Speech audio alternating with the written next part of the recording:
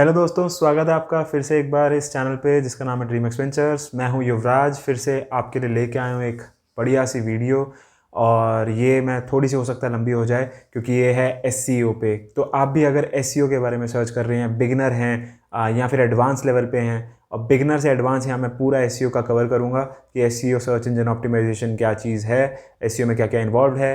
Beginners और advance के लिए, दोनों के लिए ये बहुत ही प्रेफरेबल वीडियो होगी, मैं दावा करता हूँ। बने रहिए मेरे साथ आखिरी तक। फिर से ऐसे जैसा कि मैं आपके लिए नोट्स लेके आता हूँ, मैं अपनी स्क्रीन पे चलता हूँ अब और आपको शुरू करता हूँ एसईओ के बारे में बताना। तो आइए देखते हैं, चलिए मेरी स्क्रीन पे। तो अब यहाँ पे मैं शुरू करता हूँ व्हाट इज़ एसईओ बेसिक से, और फिर हम चलते रहेंगे एडवांस तक। तो एसईओ सर्च इंजन ऑप्टिमाइजेशन होता है, जैसे कि आपको पता है एसईओ के बारे में आप बहुत वीडियोस ऑलरेडी देख चुके होंगे हो सकता है, लेकिन यहाँ पे मैं आपको कुछ नई इन्फॉर्मेशन दूंगा, इसलिए बने रहिए एंड तक इस वीडियो के, और लाइक और सब्सक्राइब करना ना भूलिएगा। अब एसईओ क्या होता है, जैसे मान लेते हैं मैंने यहाँ पे एसईओ जैसे मान लेते हैं मैंने यहाँ पे SEO rank SEO services type कर दिया गूगल पे जैसे। अब एसईओ सर्विसेज में मेरे को यहाँ पे कुछ रिजल्ट्स मिल रहे हैं। तो ये जो रिजल्ट्स हैं ये डिफरेंट रिजल्ट्स होते हैं, ये डिफरेंट रिजल्ट्स होते हैं, और ये डिफरेंट रिजल्ट्स होते हैं। तो ये हमारे अलग अलग तरीके के रिजल्ट्स हैं जिसके बारे में हम बात करेंगे जल्दी। लेकिन अभी आपको मैं समझाने के लिए पहले बता दूं कि एसईओ क्या होता है। एसईओ बेसिकली ऑप्टिमाइज़ करना सर्च इंजन के लिए। सर्च इंजन कोई भी हो सकता है, गूगल फेमस है इसलिए मैं आपको गूगल पे दिखा रहा हूँ, वरना बिंग भी हो सकता है, कोई भी हो सकता है। तो उसमें ऑप्टिमाइज़ करना वेबसाइट या ब्लॉग को, ताकि हम उसको ऊपर ला सकें। और रैंक करेगा तो रैंक करते हैं तो ट्रैफिक आता है, ट्रैफिक आता है तो आप कल को अर्निंग कर सकते हैं, जैसे ऐड चला के, या फिर अगर आपकी प्रोडक्ट है कोई तो आप प्रोडक्ट को सेल कर सकते हैं। ठीक है, नॉर्मल है, कुछ नहीं है। वेबसाइट या ब्लॉग को रैंक करवाना उसे एसईओ कहते हैं। और क्रॉलर्स के लिए, जो गूगल के क्रॉलर हैं उसके लिए बेनिफिशियल बनाना, और यूज़र्स के लिए बेनिफिशियल बनाना। तो बेसिकली दोनों के लिए बेनिफिशियल अगर आप बना देंगे तो आपका काम हो जाएगा। अब देख लेते हैं व्हेन डिड एसईओ स्टार्टेड। तो एसईओ का कुछ 1997 का ऐसा अप्रॉक्स है कि वो वहाँ से स्टार्ट हुआ था, या आप गूगल कर सकते हैं, आपको आर्टिकल्स मिल जाएंगे। तो ये जनरली बोलते हैं कि गूगल जब इंसेप्शन मतलब स्टार्ट हुआ था, तो तभी से ये चालू हुआ था और कुछ लोगों ने इसको स्टार्ट किया था। तो आप वो गूगल करिए और आपको इन्फॉर्मेशन मिल जाएगी। अब चलते हैं अपने मेन चीज़ पे। ये तो थ्योरी वाली बातें हैं, अपनी मेन चीज़ों पे चलते हैं जो प्रैक्टिकल कुछ देखने को मिलेगा। तो what are types of SEO? 3 तरह के होते हैं, ऑन पेज, ऑफ पेज और टेक्निकल। ये हम सबको अब पता ही है, हम बहुत बार सुन चुके हैं। चलिए कुछ नई इन्फॉर्मेशन लेते हैं आगे। ऑन पेज एसईओ में आता है हमारा कीवर्ड रिसर्च। सबसे पहले कीवर्ड रिसर्च, कीवर्ड मतलब जैसे हमने यहाँ पे टाइप किया एसईओ सर्विसेज, तो हमने एसईओ सर्विसेज के लिए कुछ रिजल्ट देखे। एसईओ सर्विसेज की कुछ वॉल्यूम होगी मंथ की, तो वो वॉल्यूम जो है हमें ऐसे कीवर्ड्स निकालने हैं जिसका वॉल्यूम ज़्यादा हो। और जो हम यहाँ कंपटीशन देख रहे हैं, अगर आप मेरे स्क्रीन पे देख रहे हैं, ये जो कंपटीशन है कि भाई यहाँ पे इतने मिलियन बिलियन रिजल्ट्स हैं जो इस कीवर्ड पे हैं, तो आप सोचिए कितना कॉम्पिटिटिव कीवर्ड है। तो हमें कुछ ऐसे कीवर्ड्स छांटने हैं, अगर आप आज अभी शुरू कर रहे हैं तो ऐसे कीवर्ड छांटिए जिसमें कंपटीशन थोड़ा कम हो और वॉल्यूम फिर भी अच्छा हो, थोड़ा एक मतलब थोड़ा बहुत भी चलेगा, लेकिन थोड़ा सा अच्छा होगा, तभी आपको रिजल्ट मिलेंगे। तो ऐसे कीवर्ड्स आपको छांटने हैं, ऐसे कीवर्ड्स को निकालने होते हैं। उसके बाद मेटा टाइटल, डिस्क्रिप्शन और हेडर्स। तो मेटा टाइटल होता है आपका, जो भी आप यहाँ पे ये देखते हैं, यहाँ पे जो टाइटल आता है जब भी आप सर्च इंजन रिजल्ट पेजेस पे देखते हैं, इस टाइटल को, फिर इस डिस्क्रिप्शन को, ये हमारी आ जाती है टाइटल, और ये डिस्क्रिप्शंस हैं बेसिकली। तो ये फिर अब डिस्क्रिप्शन के लिए थोड़ा सा एक और चीज़ है कि गूगल का एक अपडेट आया था, पैसेज रैंकिंग अपडेट, जिसमें उसने बोला था कि अब वो कुछ भी पैसेज जो है अंदर से रैंक करवा देता है। कोई भी पैसेज अगर उसको लगता है कि वो इंपॉर्टेंट यूज़र के लिए, तो वो दिखा देता है। तो कभी कभार हमारी खुद की डिस्क्रिप्शन जो हमने डाली होती है वो नहीं आ पाती है। ठीक है, फिर आते हैं हेडर्स। हेडर्स होते हैं बेसिकली जितने भी आप आर्टिकल के अंदर जाते हैं। जैसे मैं यहाँ पे आर्टिकल के अंदर चला गया, जैसे ये मैंने कोई भी एक खोल लिया गूगल का, ये मैंने मेन हेडिंग है जैसे इसकी मेरी, तो ये मैंने डाली H1 में। फिर जो सब हेडिंग है मैंने डाली H2 में। तो ऐसे करते करते अगर इसकी भी सब हेडिंग है तो वो मेरे को डालनी है H3 में। ठीक है, नेक्स्ट चलते हैं URL। अब URL जो है मेरा फ्रेंडली होना चाहिए। अगर आप देखें कि इस साइट का जैसे जो URL है, तो वो है search docs fundamentals SEO starter guide. तो आपको समझ आ रहा है, यूज़र को पढ़ते ही समझ आ जाए कि यार किस बारे में बात होने वाली है। तो फ्रेंडली URL है जिसमें आपका कीवर्ड भी आता है। उसके बाद चलते हैं वेबसाइट स्ट्रक्चर। तो अब जैसे यही एक वेबसाइट के लिए ले लेते हैं, जैसे मैं आपको एग्जांपल के तौर पर बता रहा हूँ। तो एक स्ट्रक्चर है वेबसाइट में, अगर आप देखेंगे तो यार एसईओ फंडामेंटल्स के अंदर ये आ रहा है, फिर क्रॉलिंग एंड इंडेक्सिंग के अंदर ये आ रहा है, सर्च अपीयरेंस के अंदर ये आ रहा है। तो एक पेरेंट है जिसका एक चाइल्ड है, फिर एक पेरेंट है जिसका एक चाइल्ड है। तो ऐसे पेरेंट और चाइल्ड का जो कॉम्बिनेशन होता है वो होना चाहिए। कोई भी पेज ऐसा नहीं होना चाहिए कि अकेला रह जाए जिसको यूज़र रीच ही ना कर पाए। ठीक। उसके बाद चलते हैं कंटेंट आपको पता है, मैं इसमें ज़्यादा नहीं बोलूँगा। Product pages, blogs, white papers, infographics, EPDFs, ये में भी आपको ना पता और ये आपके लिए हो सकता है नई इन्फॉर्मेशन। अगर नई इन्फॉर्मेशन मिल रही है ना तो फटाफट से इस बटन्स को दिए गए हैं वो लाइक सब्सक्राइब जरूर कर दीजिएगा, ये मोटिवेशन देता है मुझे। और यही आने वाली वीडियोस में यहाँ पे बने रहिए, ये पूरा मैं कोर्स निकालूंगा जिसमें एक एक करके हर चीज़ के बारे में डिटेल में बात करूँगा। फिर चलते हैं कंटेंट में, आपको मैंने बताया प्रोडक्ट पेजेस हो सकते हैं जिससे आप सेलिंग करते हैं, ब्लॉग हो सकते हैं जिसमें आप सिर्फ कंटेंट डालते हैं अगर आपको लिखने का शौक है, वाइट पेपर्स होते हैं, इन्फोग्राफिक्स होता है, EPDFs होती है जिसके मीडियम से आप यूजर्स को रीच आउट करते हैं। ठीक है, ये सारे कंटेंट के फॉर्मेट्स हैं और ये सारे यूज़ होते हैं पूरे वर्ल्ड में। इमेजेस की बात कर लेते हैं। इमेजेस मतलब इमेजेस में क्या क्या आता है, ऑल टैग आता है, टाइटल टैग आता है, साइज ऑफ इमेज आता है, इमेज फॉर्मेट आता है। तो ऑल टैग्स जो बेसिकली अगर किसी को नहीं पता ऑल टैग्स क्या होते हैं तो एक फटाफट से ब्रीफ में बता देता हूँ। तो बेसिकली ऑल टैग्स रिलीज़ हुआ था ताकि गूगल ने इसको बोला था कि यार जितने भी वर्ल्ड में ब्लाइंड पीपल हैं अगर वो भी हमारी साइट पे आ रहे हैं तो वो कैसे देखेंगे। ठीक है, ब्लाइंड पीपल की भी बहुत बड़ी पॉपुलेशन है and I completely respect that, तो बहुत अच्छी चीज़ है। तो ये बेसिकली आया कि अगर ब्लाइंड पीपल के लिए क्या होता है कि एप्लीकेशन आती है जिससे वो स्क्रीन रीड करते हैं। ठीक है, स्क्रीन रीड अपने आप होती है और वो उसको सुन के बेसिकली समझते हैं कि वेबसाइट पे क्या चल रहा है। तो वो हम जब ऑल टैग किसी इमेज के पीछे डाल देते हैं तो वो कोड में आ जाता है और गूगल को भी क्रॉलर एज अ क्रॉलर उसको आसानी होती है। और जब कोई ऐसा व्यक्ति जो कि देख नहीं सकता या फिर अच्छे से नहीं देख सकता या विजन इम्पेयरमेंट है तो उसको बहुत आसान हो जाता है। और ये बहुत ही अच्छी चीज़ है, मेरे को बहुत छू गई थी जब मैंने ये देखा था और मैंने जब समझा था सालों पहले। तो गूगल ने इसको अपना SEO में ले आया ताकि जितने भी साइट ओनर्स हैं वो इस चीज़ का यूज़ करें और इस चीज़ को बेसिकली एक SEO फैक्टर बना दिया कि यार तुमने अगर ये नहीं डाला ना तो रैंक नहीं होगी वेबसाइट। तो गूगल की तरफ से भी बहुत अच्छी चीज़ लगी मुझे।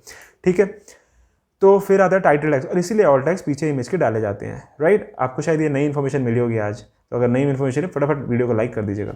टाइटल टैग्स आपको पता ही है, इमेज का टाइटल डालना जो कि इमेज नेम भी होता है, फाइल नेम भी होता है। फिर size of image, size appropriate होना चाहिए, कम होना चाहिए ताकि आपकी साइट जो है हैवी ना बन जाए। फिर इमेज का फॉर्मेट जो कि JPG, PNG या फिर आजकल न्यू फॉर्मेट्स हैं जो कि बहुत जल्दी लोड होते हैं जिसे WP फॉर्मेट्स भी कहते हैं, उसके बारे में जाके स्टडी करिएगा। फिर चलते हैं UX एंड CRO। अब बहुत लोग ऑन पेज में UX और CRO रिलेटेड बात नहीं करते लेकिन मैं करूँगा। यूज़र एक्सपीरियंस और CRO मतलब कन्वर्जन रेट ऑप्टिमाइजेशन, ये भी एक पार्ट है SEO का। अगर आप इसको मिला के बेसिकली करेंगे ना तो आप बहुत हाइट्स भी रीच कर सकते हैं अगर आप करियर बना रहे हैं इसमें या फिर आप जॉब ढूंढ रहे हैं इसमें। तो अगर आप दोनों को स्टडी कर लें और दोनों की आप अच्छे से एक्सपीरियंस गेन कर लें तो आप बहुत अच्छे लेवल पे पहुंच सकते हैं, यकीन करिए। तो user experience, conversion rate optimisation, इसमें बेसिकली CTS के बारे में कि आपको कैसे बटन्स डालने हैं वेबसाइट पे, कॉल टू एक्शन बटन्स कैसे डालने हैं, या प्लेसमेंट ऑफ इमेजेस कैसे करनी है, placement of text, links, font and colour understanding, ये सब चीज़ों की नॉलेज आपको अच्छे से होनी चाहिए कि यार यूज़र की साइकोलॉजी को, मार्केटिंग क्या है, साइकोलॉजी तो है यूज़र की, तो यूज़र की साइकोलॉजी को अगर आपको समझ आ जाए कि यूज़र क्या पसंद करता है, ये स्टडी कर पाएँ, इसका डेटा आप निकाल पाएँ टूल्स की मदद से, फिर आप उस पर वर्क कर पाएँ तो आप बेहतर हैं। आपसे बेहतर फिर कोई नहीं है और आप ये गेम जीत जाएंगे, आप कहीं भी रीच कर सकते हैं, बिलीव में। उसके बाद चलते हैं लोकल SEO। लोकल SEO मतलब गूगल माई बिजनेस। ज़्यादातर आपने अभी जैसे मैंने ये SEO सर्विसेज टाइप किया तो ये जो आप ये देख रहे हैं जो आप 3-4 लिंक्स जो आ रहे हैं और यहाँ पे मोर बिजनेस इसका ऑप्शन आ रहा है, यहाँ पे आपको पता है, आपने भी देखा होगा बहुत बार जब भी आप सर्च करते हैं तो ये सारे गूगल माई बिजनेस से आते हैं जिसमें आपको सब कुछ इन्फॉर्मेशन मिल जाती है। इसकी वेबसाइट पर जा सकते हैं, डायरेक्शंस है या फिर आप जो भी एड्रेस वगैरह और फ़ोन नंबर्स आपको मिलते हैं। फिर ये इसीलिए लोकल SEO है। रिच रिजल्ट्स मतलब आपने जैसे बहुत बार देखा होगा कि जैसे यहाँ पे आप कुछ भी सर्च करते हैं बुक्स ऑन SEO में भी, मैं ऐसे ही सर्च कर रहा हूँ कुछ भी रैंडम, इसमें नहीं आया। तो जैसे आपने बहुत बार देखा होगा कि आप फूड रेसिपी सर्च कर लेते हैं एक बार फटाफट से, तो जैसे ये आप देख रहे हैं टॉप स्टोरीज, तो ये एक तरह का रिच रिजल्ट है। आपने ये रेसिपीज़ देख रहे हैं तो आपने बहुत बार देखे होंगे, अलग अलग तरीके से जो है गूगल इन रिजल्ट्स को दिखाता है ताकि यूज़र को आसानी हो। तो वो सारे जो हैं वो रिच रिजल्ट्स होते हैं, जैसे ये भी एक तरह के रिच रिजल्ट्स हैं। ठीक है, ऐसे ही आपने ये देखिए जैसे ये वीडियोज़ आ जाती हैं, ये पीपल ऑल्सो आस्क सेक्शन आ जाता है, ये सब एक तरह के रिच रिजल्ट्स हैं। फिर आते हैं इंटरनल लिंकिंग की, एक पेज पे आपने कैसे लिंक कर रखा है। फिर एनालिटिक्स की, KPI ट्रैकिंग, की परफॉर्मेंस इंडिकेटर्स क्या हैं आपके, तो आप टूल्स की मदद से ये निकालते हैं और आप इसी से फिर अपना डेवलप करते हैं और चेंजेस करते हैं और डेटा को एनालाइज करते हैं। फिर चलते हैं नेक्स्ट, अब आता है ऑफ पेज SEO। तो ऑफ पेज SEO में लिंक बिल्डिंग आता है, सबको पता है लिंक बिल्डिंग में, लेकिन क्या क्या आता है ये शायद सबको नहीं पता। तो मैंने यहाँ पे मोस्ट प्रोबेबल जो मेरे दिमाग के अंदर है मैंने वो सारे नोट किए हैं। अगर कोई मैं मिस कर जाऊं तो जरूर मेरे को कमेंट सेक्शन में बताइएगा कि यार ये भी आप करते हैं, आप क्या करते हैं बेसिकली अपनी साइट्स के लिए ऑफ पेज में, तो मेरे को जरूर बताइएगा। तो यहाँ पे मैंने जो लिस्ट डाउन की है वो है सोशल बुक मार्किंग, सबको मैं एक बार बता रहा हूँ आपको क्या क्या यूज़ करते हैं। डायरेक्टरी सबमिशंस है, गेस्ट पोस्टिंग है, पीपीटी सबमिशंस है। पीपीटी मतलब प्रेजेंटेशन बेसिकली आप बनाते हैं और वो स्लाइड शेयर जैसे प्लेटफॉर्म पे सबमिट करते हैं। इमेज सबमिशंस है, फॉर्म पोस्टिंग है, रेडिट एंड कोरा सबमिशंस है, business website listing, local listing भी बोलते हैं इसे, ब्लॉग कमेंटिंग जो कि पहले चलता था अब नहीं चलता, लेकिन आपको करनी जरूर चाहिए क्योंकि सीखने में मज़ा आता है। आर्टिकल सबमिशन है, प्रेस रिलीज बेसिकली पीआर की साइट्स होती हैं जहाँ पे आप अपना रिलीज़ दे सकते हैं, क्लासीफाइड साइट्स होती हैं जहाँ पे एड्स दे सकते हैं। ऐड मतलब बेसिकली आप अपना ऐड बना के फ्रीली पोस्ट कर सकते हैं। तो ये सब कुछ आता है लिंक बिल्डिंग में। तो आप क्या करते हैं मेरे को जरूर कमेंट सेक्शन में बताइएगा, और अगर आपको इन्फॉर्मेशन पसंद आ रही है तो लाइक करिएगा जरूर और मेरे साथ बने रहिए। अभी भी अब आ रहा है हमारा मेन सेक्शन जिसे कहते हैं टेक्निकल एसईओ, जिससे सब थोड़े बहुत एसईओ में डरते भी हैं। तो आइए चलिए देख लेते हैं फटाफट। तो टेक्निकल एसईओ में बेसिकली सबसे पहले आता है, यहाँ मैंने ये स्क्रॉलिंग लिख दिया सेकंड, अगर आप देख रहे हैं तो क्रॉलिंग मैंने सेकंड लिख दिया, मेरे को ऊपर लिखना चाहिए था। क्रॉलिंग करता है गूगल अपने बॉट्स से क्रॉल करता है वेबसाइट। तो वो आपका वेबसाइट ऐसे नहीं देखता जैसे आपने वेबसाइट बनाई है, ये वो ऐसे नहीं पड़ेगा कि आपने ये यहाँ डाला है, यहाँ डाला है, यहाँ डाला है, ऐसे नहीं होता। गूगल इसका पीछे का बैक एंड कोड देखेगा, वो स्टडी करेगा, उसमें देखेगा टाइटल क्या है, हेडर क्या है, यूज़र ने जो भी कीवर्ड डाला है क्या मैं उससे रिलेटेड बहुत एप्रोप्रिएट रिजल्ट वो यूज़र को दे सकूँ, क्योंकि गूगल को यूज़र फ्रेंडली बनाना है कि जो कीवर्ड यूज़र लिख रहा है उसको उसका एग्जैक्ट जो है आर्टिकल मिले और उससे उसको इन्फॉर्मेशन मिले, क्योंकि तभी उससे फ़ायदा होगा। तो क्रॉल कर लेता है गूगल के बॉट्स होते हैं, गूगल के क्रॉलर्स हैं, वो उसे क्रॉल कर लेते हैं वेबसाइट को पूरा। And 10 second steps come where it comes is indexing.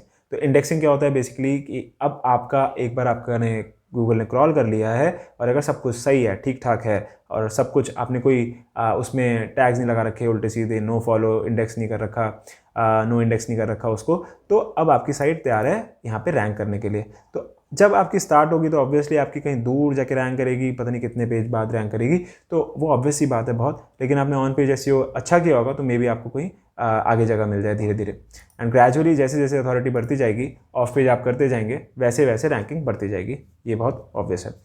तो फिर आता है साइट मैप। साइट मैप क्या होता है बेसिकली, अगर आपको किसी का भी साइट मैप देखना है तो आप जाइए यहाँ पे साइट के एंड में लिख दीजिए sitemap.xml, ठीक है। तो यहाँ पे आपको पूरा जो साइट मैप बेसिकली क्या होता है कि आप गूगल को क्या कह रहे हैं ना कि यार इतने सारे मेरे पेजेस हैं, जैसे मान लीजिए आपकी 100, 200, 500, 1000, 5000 पेजेस की वेबसाइट है, तो यार अब मैं अलग अलग सबको गूगल पे हिट करूँगा कि बार देखो मैंने ये पेज लॉन्च कर दिया, फिर पब्लिश किया, फिर गूगल देखे, फिर पब्लिश किया, फिर गूगल देखेगा, तो बड़ी प्रॉब्लमैटिक सिचुएशन है। कोई हो सकता है यूआरएल मिस हो जाए, उससे मिस हो जाए। तो ये एक, अगर मैं आसान भाषा में बोलूँ कि आपने सारे यूआरएल्स को कंबाइन करके एक फोल्डर में डाल दिया जिसका नाम बोल दिया साइट मैप। अब आपने साइट मैप गूगल पे दे दिया किसी टूल के थ्रू जिसका नाम है गूगल सर्च कंसोल, तो वहाँ से गूगल को समझ आ गया कि अच्छा यार इसको जब भी मैं क्रॉल करूँगा तो मैं एक ही बारी में सारे देख लूँगा। सिंपल साइट मैप क्या है, जहाँ यूआरएल्स रखे हैं आपके सारे। नेक्स्ट चलते हैं robots.txt। अब robots.txt, ओ माय गॉड, बहुत ही टेक्निकल कहाँ ये तो नेम लग रहा है मुझे, पर यार कुछ भी नहीं है। robots.txt भी ऐसी आप इसके आगे जाके टाइप करिए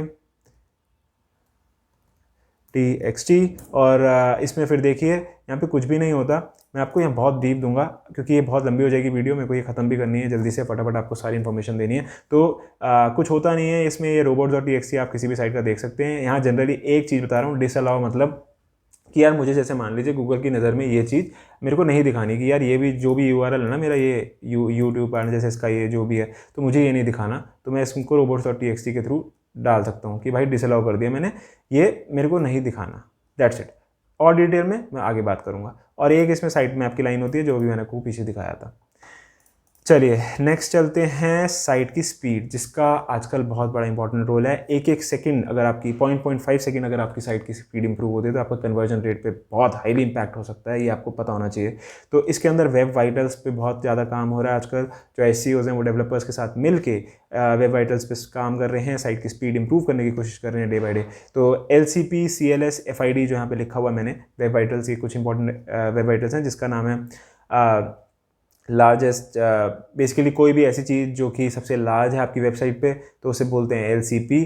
then CLS cumulative layout shift, तो बेसिकली कोई भी शिफ्ट होता है जो भी आपकी वेबसाइट में वो नहीं होना चाहिए, क्योंकि यूज़र की एक्सपीरियंस के लिए वो बहुत ख़राब चीज़ मानी जाती है कि यूज़र ने अगर यहाँ क्लिक करना है और वो एकदम साइट शिफ्ट हो गई तो वो कहीं और ही क्लिक कर देगा, तो वो बहुत ख़राब चीज़ है। फर्स्ट इनपुट डिले FID, ये भी एक तरीके का वेब वाइटल है जिसके थ्रू बेसिकली ये ब्लॉकिंग टाइम होता है कि किस चीज़ में सबसे ज़्यादा डिले लग रहा है, जो भी फर्स्टली आई है, जो भी सबसे पहले आई है, तो वो सारे डिले हमें हटाने होते हैं। देन अंडरस्टैंडिंग डिफरेंट स्क्रिप्ट्स, जो कि सबसे ज़्यादा जावा स्क्रिप्ट्स होती हैं। जितनी भी आप स्क्रिप्ट्स डाल रहे हैं, चाहे वो गूगल टैग मैनेजर की हो, चाहे वो गूगल एनालिटिक्स की हो, चाहे सर्च कंसोल की हो, चाहे कोई भी थर्ड पार्टी स्क्रिप्ट, जैसे किसी टूल को यूज़ कर रहे हैं आप, एनी टूल जो भी साइट को देखता है, तो वो सारी स्क्रिप्ट्स की अंडरस्टैंडिंग आपको होनी चाहिए, ताकि आप समझ सकें कि कौन सी स्क्रिप्ट में लोडिंग टाइम लग रहा है, या कौन सी स्क्रिप्ट मेरी ख़राब है या पुरानी हो रही है, या फिर उसकी नीड नहीं है, तो वो हटा सकें। फिर अंडरस्टैंडिंग HTML, थोड़ा बहुत HTML आना चाहिए, ताकि आप डेवलपर्स के साथ काम कर सकें टू एंड फ्रो। इससे डेवलपर्स को बहुत आसानी होती है, and then we can coordinate with them. अच्छे से हम कोऑर्डिनेट कर सकते हैं, वरना बहुत लैग आ जाता है काम में, ठीक। फिर structure data using Jason tools, तो मैंने आपको कुछ रिच रिजल्ट्स दिखाए थे, तो वो आते कैसे हैं, वो स्ट्रक्चर डेटा से आते हैं। वो जेसन के JSON बेसिकली ये एक फॉर्मेट है जिससे स्ट्रक्चर डेटा बनता है, जिसकी स्क्रिप्ट बनाई जाती है। उसके थ्रू जब वो स्क्रिप्ट हम बनाते हैं, वही स्क्रिप्ट गूगल पिक करता है, एंड फिर उसको हमारे को मदद करता है कुछ ऐसे से दिखाने में, जितने भी रिच रिजल्ट होते हैं बेसिकली, तो वो मदद करते हैं, वो स्क्रिप्ट मदद करती हैं हमें कुछ ऐसे रिजल्ट देने में, ठीक है।